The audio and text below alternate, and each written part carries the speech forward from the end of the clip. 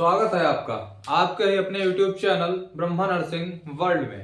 तो आज हम पढ़ने वाले हैं anaemia. Adult health nursing first में मोस्ट इंपॉर्टेंट रहने वाली डिजीज कंडीशन है एनीमिया। देखते हैं क्या होता है एनीमिया। Decrease in haemoglobin.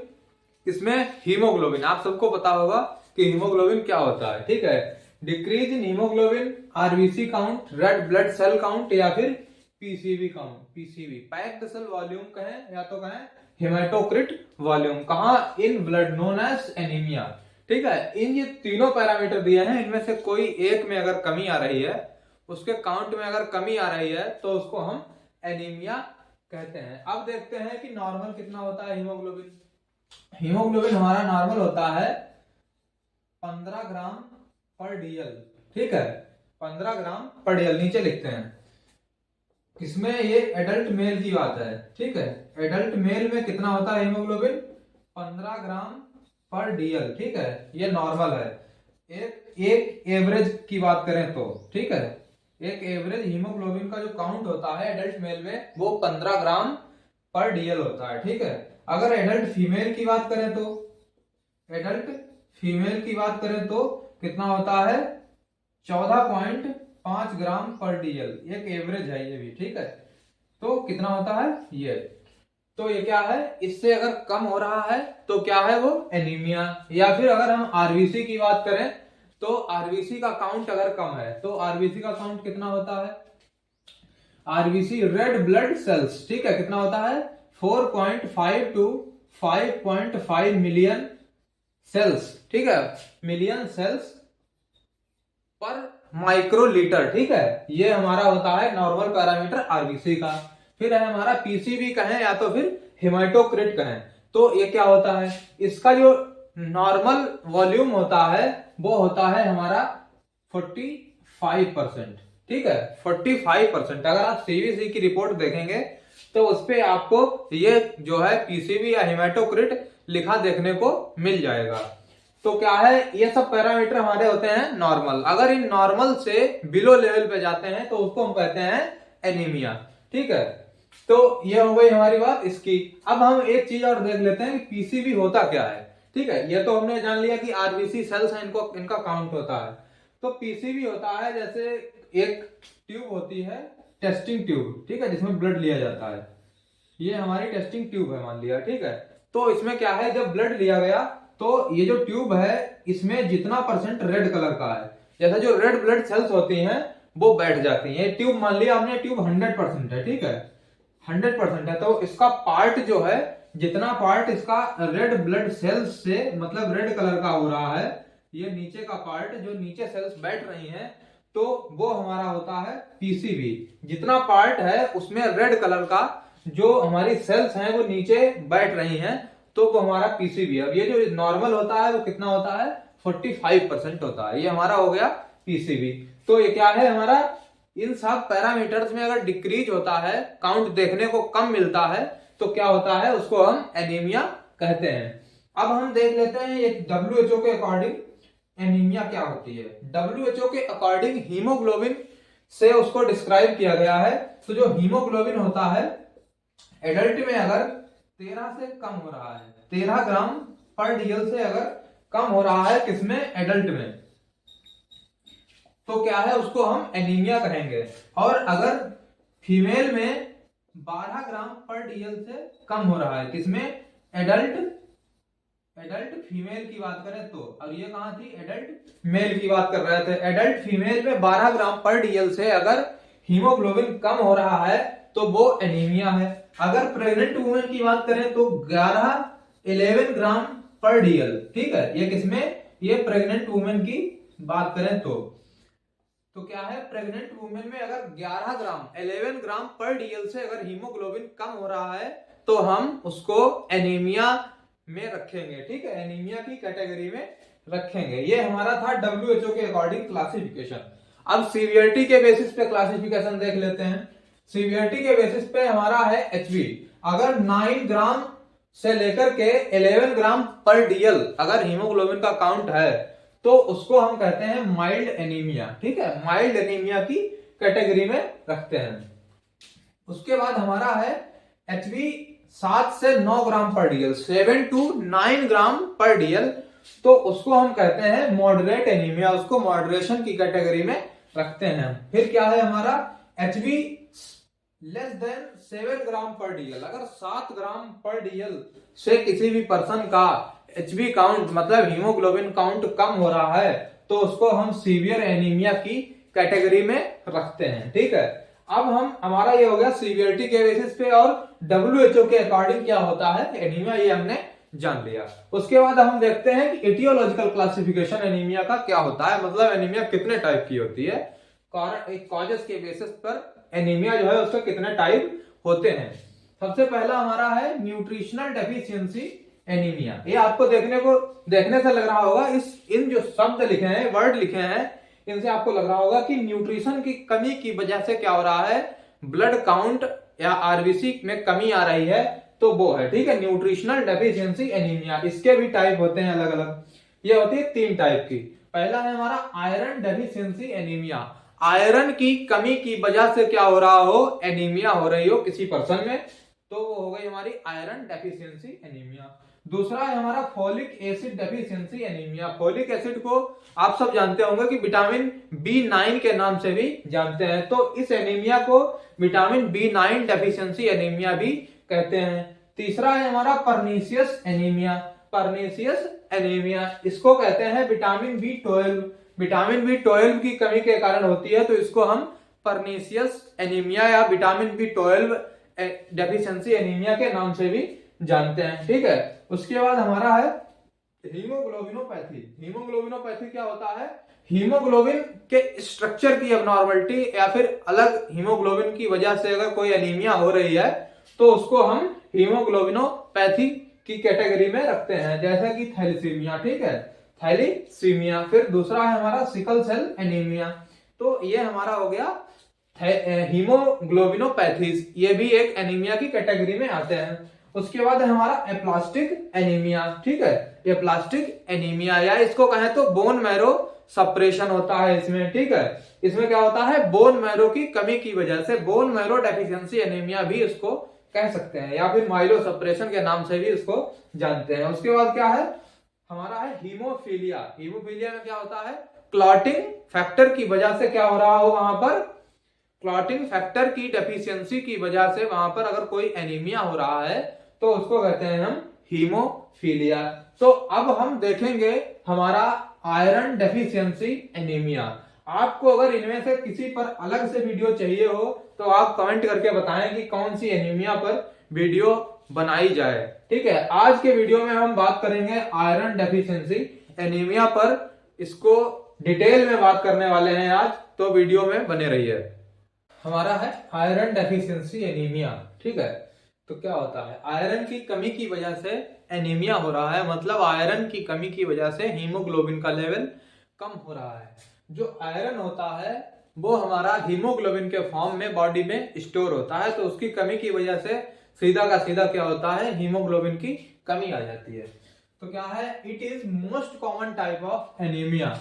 जो एनीमिया है ये हमारा मोस्ट कॉमन है, आयरन डेफिशिएंसी एनीमिया, ये सबसे ज्यादा देखने को मिलेगा आपको। ठीक है, तो हमारे यहाँ ही नहीं पूरे विश्व में ये एनीमिया आपको देखने को ज्यादा मिलेगा, या कह लें ये डेवलपिंग कंट्री जैसे कि इंडिया, तो यहाँ पर क्या है हमें जो एनीमिया देखने को मिलेगा वो आयरन डेफिशिएंसी एनीमिया मोस्टली या मोस्ट कॉमन देखने को मिलेगा ही मिलेगा। ठीक है, तो क्या होता है, it occurs due to less intake of iron, मतलब लेस इंटेक मतलब खाने में आयरन की कमी का होना। ठीक है, डिक्रीज एब्जॉर्प्शन, क्या होता है बॉडी में एब्जॉर्प्शन जो है उसका डिक्रीज होना। ठीक है, या फिर एक्सेसिव लॉस ऑफ आयरन, या फिर ब्लड लॉस की वजह से या आयरन लॉस की वजह से कहें तो क्या हो सकता है, एनीमिया हो सकता है। तो देखते हैं कॉजेस क्या क्या होते हैं हमारे। ठीक है, तो पहला है हमारा कॉजेस में पहला आता है कारण क्या क्या है। ठीक है, पहला है डिक्रीज इंटेक ऑफ आयरन। क्या है, डिक्रीज इंटेक ऑफ आयरन, जैसा कि यहां पर भी हमने देखा था। तो कैसे होता है, सबसे पहला है फूड हैबिट्स। फूड हैबिट्स क्या हो सकती हैं, फूड हैबिट्स जैसे कि कुछ लोगों को क्या होता है, जो रोड साइड वाला खाना होता है, मतलब जंक फूड्स होते हैं, वही खाने होते हैं। मतलब उनको समोसा, टिक्की, मोमोस, इन सब चीजों में ज्यादा अच्छा आनंद आता है। मतलब वही उनको खाने को मिले और कुछ ना खाने को मिले तो वो खुश हैं। तो ऐसी चीज खाने वाले लोगों को आयरन डेफिशिएंसी एनीमिया होने की संभावनाएं बहुत ज्यादा हैं। ठीक है, उसके बाद है socio economic status. Socio economic status मतलब दुनिया में ऐसा तो है नहीं हर कोई अमीर है, तो कहीं ना कहीं लोग गरीब भी हैं। ठीक है, तो क्या है, गरीब भी हैं। और यहीं पर थोड़ा रिलीजियस फैक्टर की भी बात आ जाएगी सोशो इकोनॉमी में। तो क्या होगा, कुछ लोग तो गरीब हैं जिनकी फाइनेंशियल कंडीशन अच्छी नहीं है, तो वो ऐसी चीजें अफोर्ड नहीं कर पा रहे हैं कि जिनसे उनको आयरन अच्छा मिले। ठीक है, लेकिन वहां पर कुछ लोग ऐसे हैं जहां पर रिलीजियस फैक्टर जैसी चीजें जुड़ रही हैं। मतलब वहां पर नॉन वेज खाना मना होता है, मतलब मीट वगैरह नहीं खाते हैं, तो वहां पर भी क्या हो सकता है, आयरन की कमी हो सकती है। क्योंकि ऐसा होता है कि जो मीट होती है उसमें आयरन बहुत ज्यादा मात्रा में होता है, और जो सब्जियां होती हैं, वेजिटेबल्स होती हैं, उनमें उतना आयरन नहीं होता है। अगर मीट के कंपैरिजन में बात करें तो क्या होता है, जो वेजिटेबल डाइट लेते हैं उनको भी आयरन डेफिशिएंसी होने की संभावनाएं रहती हैं। ठीक है, फिर उसके बाद तीसरा है हमारा lack of availability. Lack of availability तो क्या है, वहां पर ऐसे सोर्सेस की कमी है। ठीक है, जैसे नॉन वेज लोगों को खाना पसंद है लेकिन 100 किलोमीटर दूर, लेकिन ऐसा होता नहीं है। जैसे कि 100 किलोमीटर दूर अगर वहां पे क्या हो, वहां पर नॉन वेज मिलता हो, तो वहां पर लोग थोड़ा आलस करेंगे, जाएंगे नहीं, पैसे की कमी होगी, कोई भी दिक्कत होगी, तो वहां पर अवेलेबिलिटी की दिक्कत होगी। जैसे कि कहीं कहीं पर जैसे फ्रूट्स वगैरह नहीं मिलते हैं, तो क्या होता है, सिटी से लोग गाँव में दूर रहते हैं कहीं, तो वहां पर फ्रूट्स वगैरह की अनअवेलेबिलिटी होती है, तो वहां पर भी क्या हो सकता है, लोगों में आयरन डेफिशिएंसी एनीमिया देखने को मिल सकती है। ये हमारा भी रिस्क फैक्टर या कॉज है। ठीक है, उसके बाद क्या है, lack of knowledge of iron source. ठीक है, किसी ने बता दिया कि समोसा खाने से आयरन बढ़ता है, तो उनको क्या है, आयरन सोर्स की नॉलेज ही नहीं है। जैसे मोमोज खाने से आयरन बढ़ता है, तो क्या है, उनको नॉलेज ही नहीं। कुछ लोग तो कहते हैं कि दूध में भी आयरन है, तो वहां पर क्या है, दूध में आयरन नहीं है। ठीक है, आयरन सोर्स का सही से ना पता होने की वजह से भी आयरन डेफिशिएंसी एनीमिया होने की संभावनाएं हैं। ठीक है, उसके बाद है हमारा वेजिटेबल डाइट। ठीक है, पहले ही बता चुके हैं कि वेज डाइट होती है उसमें उतना आयरन पर्याप्त मात्रा में नहीं होता है, और पकने के बाद वो कम भी हो जाता है थोड़ा। तो क्या है, वेजिटेबल डाइट, ये सब हमारे क्या थे, डिक्रीज इनटेक ऑफ आयरन, मतलब फूड हैबिट्स। ठीक है, और socio economic status, lack of availability, lack of knowledge, और उसके बाद क्या है हमारा वेजिटेबल डाइट। तो ये क्या है, डिक्रीज अमाउंट वहां पर का है आयरन का इंटेक करने में, खाने में आयरन की कमी हो रही थी। उसके बाद हमारा दूसरा है decrease absorption of iron. Decrease absorption of iron, तो हमें सबसे पहले जानना पड़ेगा कि आयरन का एब्जॉर्प्शन होता कहां है।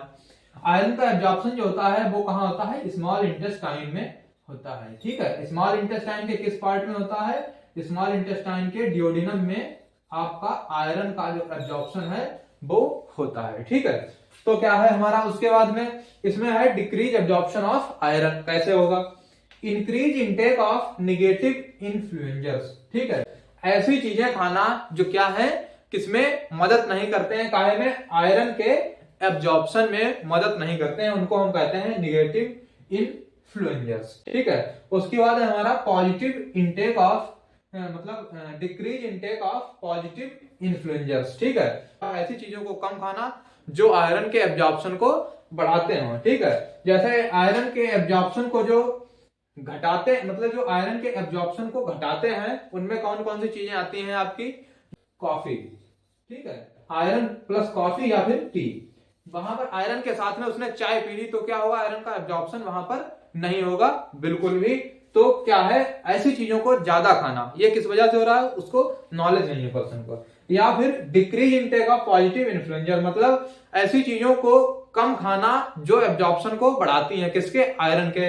जैसे कि हमारा सिट्रिक एसिड, या कह लें फिर जो खट्टी चीजें होती हैं, जैसे कि संतरे का जूस या फिर नींबू का जूस या फिर प्रोटीन डाइट, तो उन चीजों को कम खाने की वजह से भी क्या होगा, आयरन का एब्जॉर्प्शन जो है वो सही से नहीं होगा। ठीक है, तो ऐसी चीजों को ज्यादा खाना होता है, और जो चीजें एब्जॉर्प्शन में कोई हेल्प नहीं करती हैं, उन चीजों को उस टाइम पर नहीं खाना होता है। जो कि डिक्रीज भी कर देती हैं, उन चीजों को तो बिल्कुल भी नहीं खाना होता है आयरन के साथ में। उसके बाद क्या है, इंटेस्टाइनल सर्जरी, इंटेस्टाइनल सर्जरी जैसे किसी की ड्यूोडेनम की सर्जरी हुई है, एब्जॉर्प्शन कहां हो रहा था, ड्यूोडेनम में हो रहा था, जो स्मॉल इंटेस्टाइन का ड्यूोडेनम पार्ट है उसमें एब्जॉर्प्शन हो रहा था, तो किसी का ड्यूोडेनम ही मान लिया काट के निकाल दिया गया, तो क्या उसका एब्जॉर्प्शन होगा, नहीं होगा। तो इस वजह से क्या होगा, वहां पर डिक्रीज एब्जॉर्प्शन भी देखने को मिलेगा, उसकी वजह से भी आयरन की कमी आपको देखने को मिल सकती है। उसके बाद क्या है, increase demand of iron, increase demand of iron, तो इसमें क्या होगा, जैसे कि इन्फेंट एज या फिर एडोलसेंट एज। तो इन्फेंट एज में कैसे होगा, इन्फेंट तो छोटा बच्चा है ना, वो तो अभी दूध पी रहा है और आपको पता है कि दूध में आयरन की कमी है, ठीक है। लेकिन बात यह है कि तो फिर वो आयरन अपना पूरा कैसे करता है, वो जब पैदा होता है तो माँ के गर्भ से ही, माँ से ही आयरन को अपने अंदर स्टोर करके लाता है, और वो जो है 6 महीने तक, जब तक वो एक्सक्लूसिव ब्रेस्ट फीडिंग पर चलता है, तब तक वो जो आयरन उसका पैकेट उसके अंदर रखा है उसको यूज करता रहता है धीरे धीरे। लेकिन पैकेट कब तक चलेगा, वो कभी न कभी खत्म जरूर होगा। तो जब वो खत्म होता है तो वहां पर जो इन्फेंट एज के बच्चे हैं उनमें आयरन की कमी देखने को मिल सकती है। एडोलसेंट एज में कैसे, एडोलसेंट एज उनको तो दूध ही पीना है, ठीक है, उनको दूध घर में पिलाया ही जाता है, उसके अलावा कुछ नहीं खिलाया जाता है, क्योंकि नॉलेज नहीं है।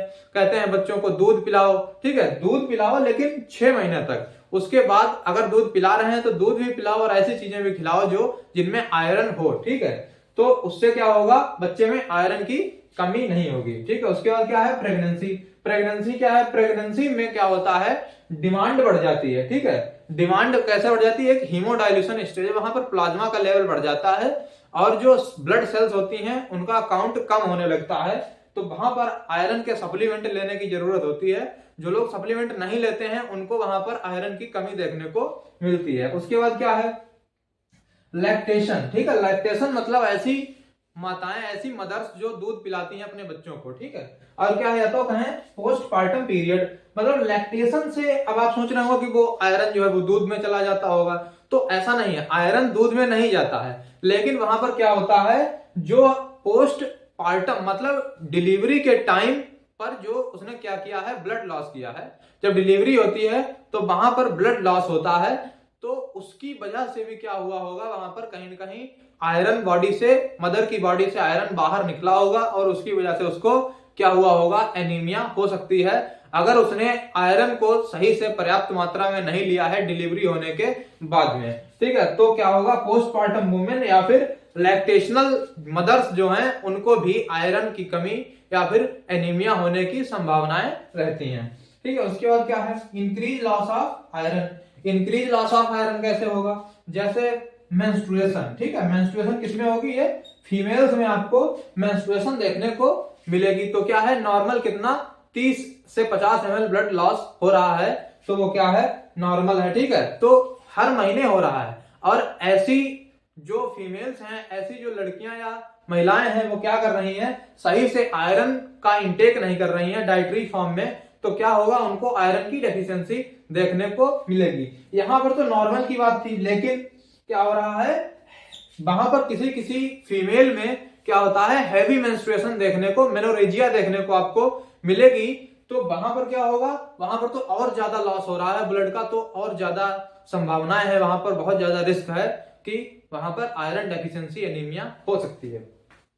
लेकिन और क्या है फिर, ब्लीडिंग, ब्लीडिंग तो ये ब्लीडिंग का एक पार्ट था ही ये मेंस्ट्रुएशन, ये तो फीमेल्स की बात थी, लेकिन अब मेल्स में कैसे होता है, वहां पर तो मेंस्ट्रुएशन होती नहीं है, तो वहां पर क्या होगा, ब्लीडिंग किस फॉर्म में होगी, ब्लीडिंग जैसे कि कोई इंजरी हो गई, कोई ट्रॉमा हो गया, ओपन ट्रॉमा हो गया, या फिर कोई डिजीज कंडीशन हो गई, ठीक है।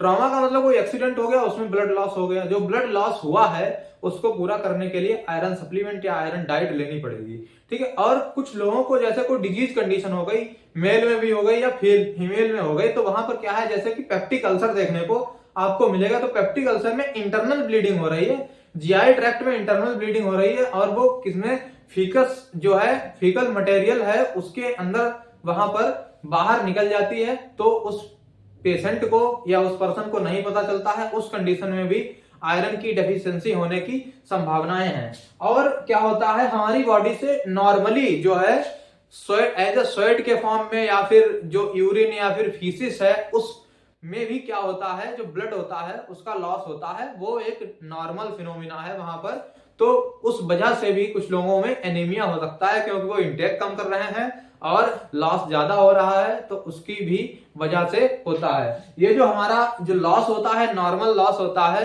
ये हमारा होता है 30 ml प्रति महीना, मतलब 30 ml पर मंथ जो है ये नॉर्मल ब्लड लॉस होता है, हर पर्सन में होता है। और होता कैसे है, जो जीआई ट्रैक्ट होता है उसकी जो इंटरनल लाइनिंग होती है, उसकी लेयर होती है, उसकी स्टडिंग होती है, ठीक है। तो उसके थ्रू क्या होता है, उसकी वजह से वहां पर जो होता है ब्लड लॉस होता है, मेल और फीमेल दोनों में होता है। लेकिन फीमेल में मेंस्ट्रुएशन भी होती है, तो 30 और 30 60 ml हो गया, तो उसकी वजह से ज्यादा लॉस फीमेल में देखने को मिल सकता है। तो जो फीमेल्स होती हैं उनमें आयरन डेफिशिएंसी एनीमिया ज्यादा देखने को मिलती है, अगर जेंडर की बात करें तो हमारा ये था कॉजेस की बात। देखते हैं कि क्लिनिकल मैनिफेस्टेशंस क्या होते हैं, ठीक है। इसके जो आयरन डेफिशिएंसी एनीमिया होती है उसके क्लिनिकल मैनिफेस्टेशंस क्या क्या होते हैं उनको देखते हैं।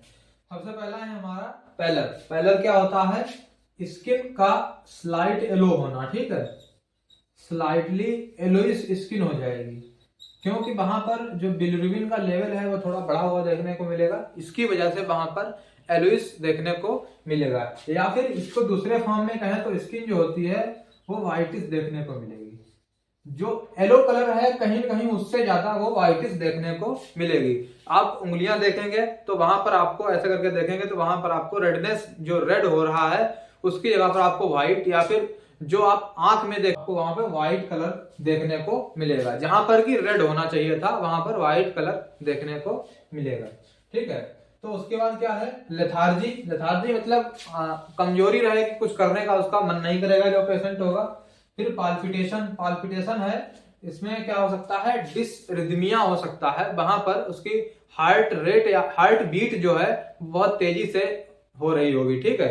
तो उसके बाद क्या है, टैकीकार्डिया। टैकीकार्डिया मतलब जो उसकी हार्ट रेट है वो क्या होगी, इंक्रीज देखने को आपको वहां पर मिलेगी। उसके बाद क्या है, फटीग। फटीग मतलब कमजोरी लगेगी उसको और वो कुछ कर नहीं पाएगा, ठीक है। उसके बाद क्या है, एक्टिविटी इंटॉलरेंस। एक्टिविटी इंटॉलरेंस मतलब कोई काम ही नहीं कर पाएगा, उससे कहेंगे कि उठ के चलो तेज दौड़ो, वो कुछ नहीं कर पाएगा।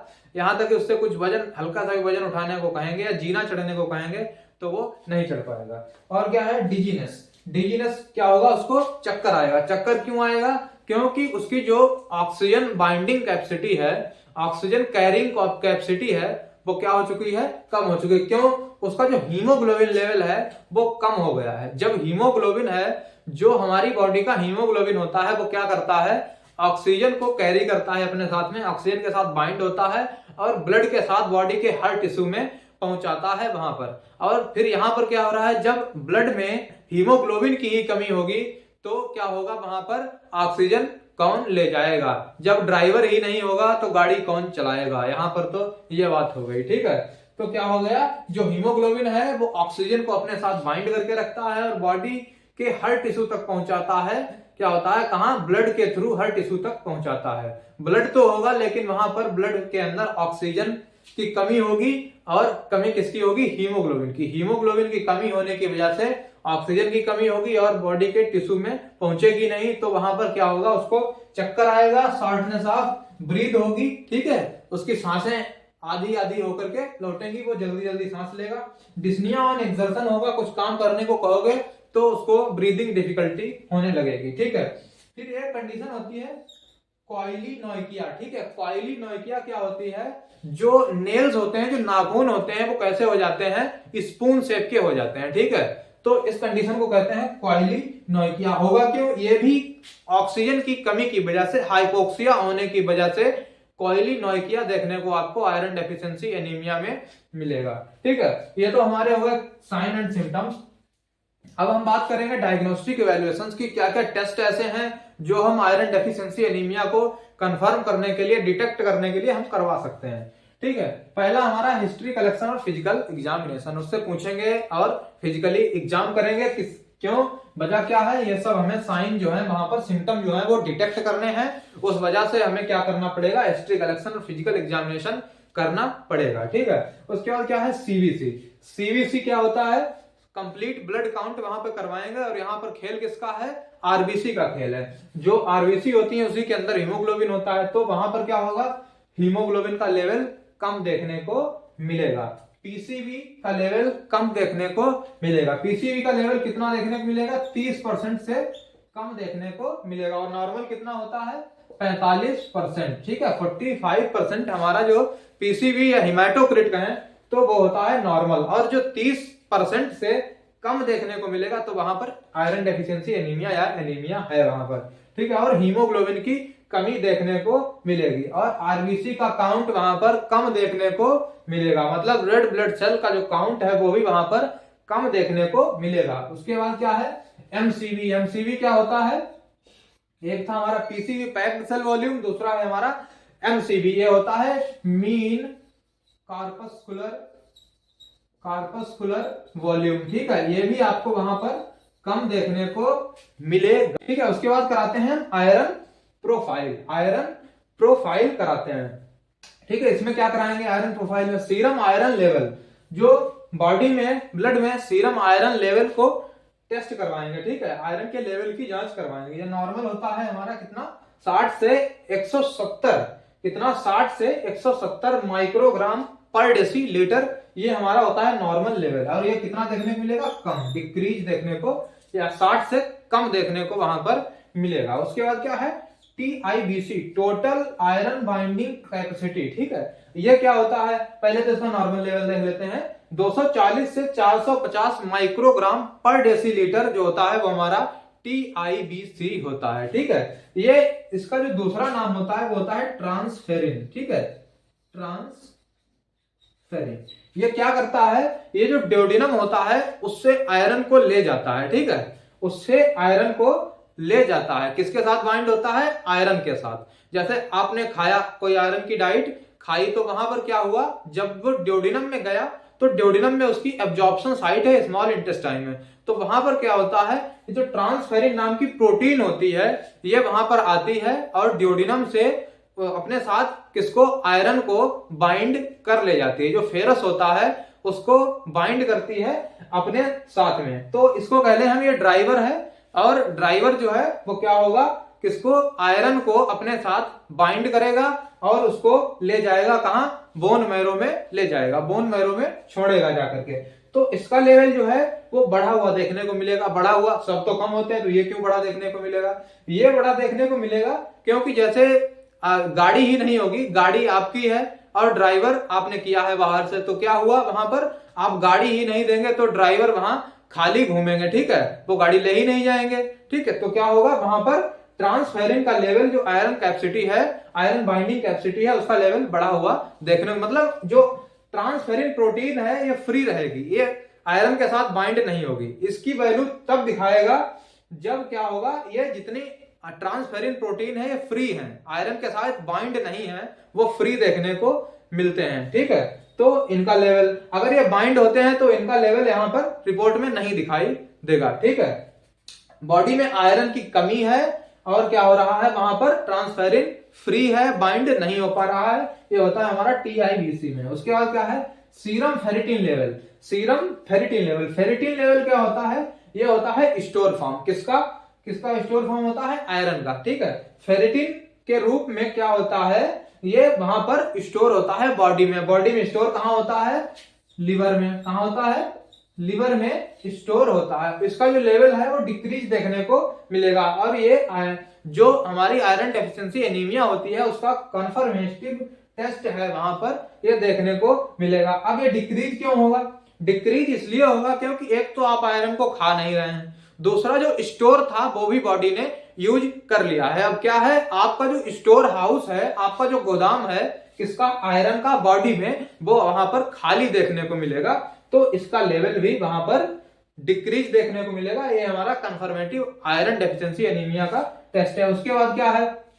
ब्लड फिल्म मॉर्फोलॉजी, या फिर इसको कहते हैं BFM, या फिर इसका एक और दूसरा नाम होता है पेरीफेरल ब्लड फिल्म। ठीक है, पेरीफेरल ब्लड फिल्म, इसको कहेंगे PBF। ठीक है, इसको PBF कहेंगे। तो ये क्या करता है? ये डिटेक्ट करता है कि जो आरबीसी का साइज है वो कितना है। ठीक है, आरबीसी का साइज कितना है। तो क्या होगा? वहां पर जो आरबीसी का साइज होता है वो कितना होता है?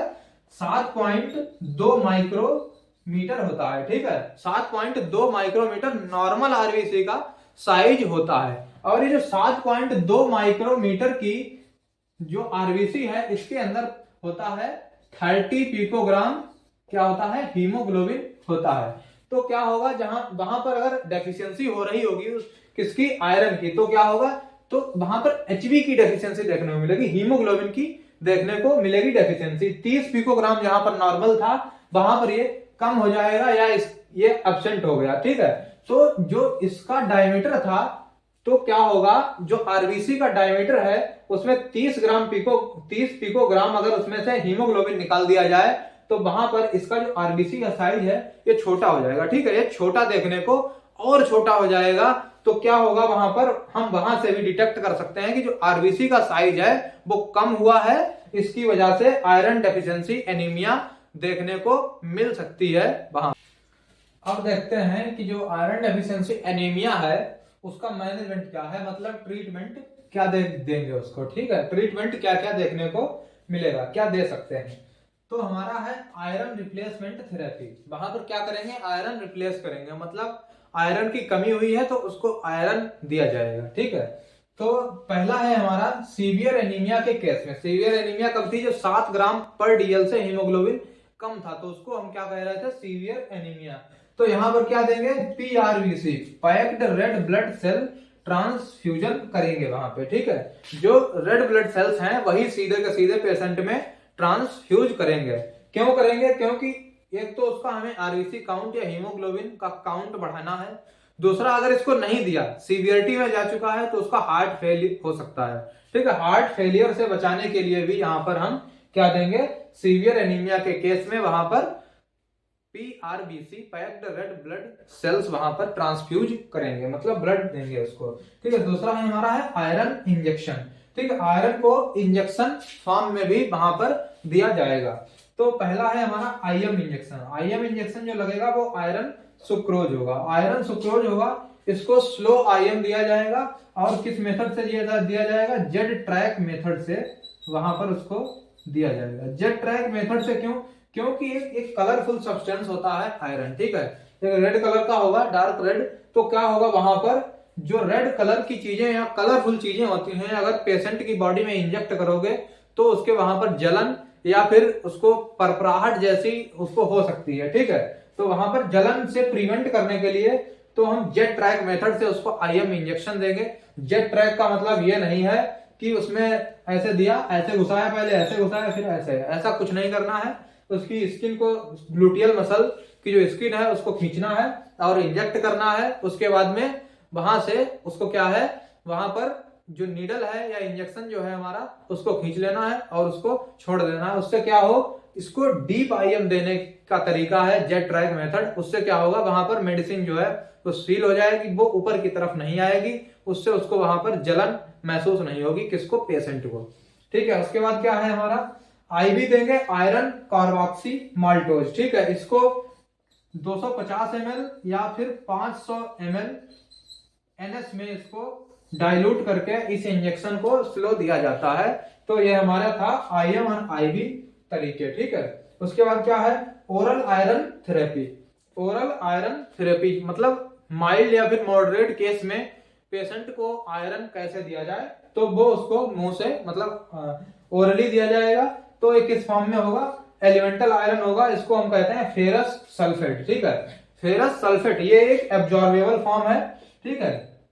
कैसी फॉर्म है, एब्जॉर्बेबल फॉर्म है, ठीक है।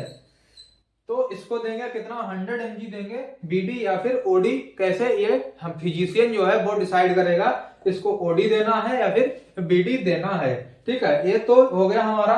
इसको जान लेते हैं कि ये जो हम मेडिसिन के फॉर्म में जो दे रहे हैं, मतलब ओरल टैबलेट्स दे रहे हैं, वो हमारी होती है फेरस फॉर्म में। और जो हम खाते हैं वेजिटेबल सोर्स से, वो होता है हमारा फेरिक फॉर्म में, ठीक है। किस फॉर्म में होता है, फेरिक फॉर्म में होता है। ये होता है ट्राइवेलेंट और ये होता है बाइवेलेंट, ठीक है। ये हमारा आयरन 2 फॉर्म में होता है। जब हम फेरिक फॉर्म में खाते हैं तो वो ड्यूडेनम तक पहुंचते पहुंचते वो हमारी बॉडी की मैकेनिज्म जो है वो उसको फेरस फॉर्म में बदल देती है, क्योंकि इसका एब्जॉर्प्शन जो होना है वो सिर्फ और सिर्फ फेरस फॉर्म में ही होगा, ना कि फेरिक फॉर्म में। फेरिक फॉर्म में ये एब्जॉर्ब नहीं हो सकता है, इसीलिए जो मेडिसिन है वो हम फेरस फॉर्म में देते हैं, ताकि बॉडी को अलग से मेहनत ना करनी पड़े उसको फेरिक से फेरस में कन्वर्ट करने में, तो डायरेक्टली फेरस फॉर्म में दिया जाए और एब्जॉर्ब हो जाए। लेकिन जब हम खाना खाते हैं तो बताया कि फेरिक फॉर्म में होता है वो आयरन, और वो बाद में कन्वर्ट होता है किसमें, फेरस फॉर्म में, फिर एब्जॉर्ब होता है ड्यूडेनम के थ्रू। तो ये हमारी कहानी थी मैनेजमेंट की, ठीक है। अब है हमारा नर्सिंग रिस्पॉन्सिबिलिटी। क्या क्या नर्सिंग रिस्पॉन्सिबिलिटी होती है जो एज ए नर्स आपको पेशेंट को बतानी है। पहला है हमारा iron should be given with positive influencer like orange या फिर लेमन जूस, ठीक है। पॉजिटिव इन्फ्लुएंजर्स के साथ देना है, जैसे कि क्या हमारे ऑरेंज या फिर लेमन जूस, मतलब खट्टी चीजें थोड़ा जो है उनके साथ हमें क्या करना है, आयरन को देना है, ठीक है।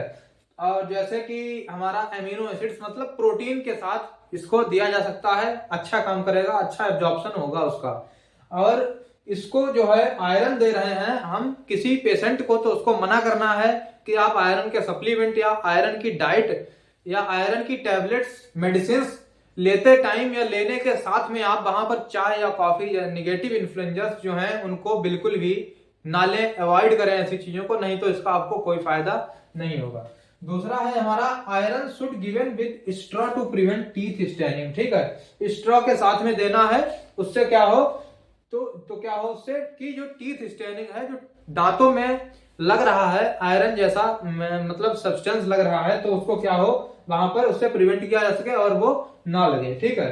फिर क्या है, educate the client about black tarry stool, ठीक है। जैसे किसी को अगर आयरन ओरली दिया जा रहा है तो वहां पे क्या होगा, पेशेंट को जो स्टूल होगा वो ब्लैक कलर का देखने को मिलेगा। उससे पेशेंट से कहना है कि आप घबराएं नहीं, ये हमारा जो है पॉजिटिव इफेक्ट है उसका, किसका, आयरन का, जो आयरन सप्लीमेंट हमने दिए हैं, तो उसकी वजह से ये जो है स्टूल ब्लैक कलर का आ रहा है, तो इससे कोई दिक्कत नहीं है। उसके बाद क्या है, डाइट क्या देनी है, ग्रीन लीफी वेजिटेबल्स, ठीक है। कैसी देनी है, हरी पत्तेदार सब्जियां देनी है। प्रोटीन रिच डाइट देनी है, carbs rich, carbohydrate rich diet देनी है, विटामिन रिच डाइट देनी है, जिनमें कौन सी विटामिन हो, B9 और B12, वहां पर फोलिक एसिड और कोबालामाइन जिन डाइट में हो वो डाइट हमें ज्यादातर वहां पर प्रिस्क्राइब करनी है। और ये भी ध्यान रखना है कि जब हम किसी भी पेशेंट को आयरन के सप्लीमेंट या आयरन की मेडिसिन दे रहे हैं तो वहां पर क्या हो सकता है, उसको नोजिया वॉमिटिंग फील हो सकती है, और वहां पर उसको कॉन्स्टिपेशन भी देखने को